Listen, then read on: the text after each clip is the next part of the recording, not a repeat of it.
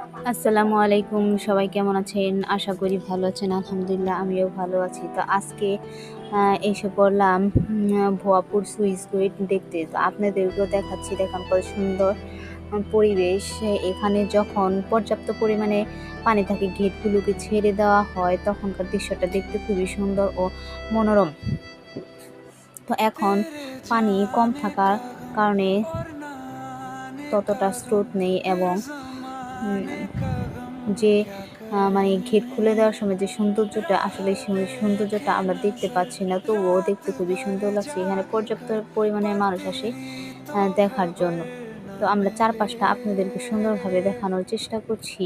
তো দেখেন, ইতিমধ্যে এখানে দেখা যাচ্ছে যে লোকগুলো দাঁড়িয়ে আছে।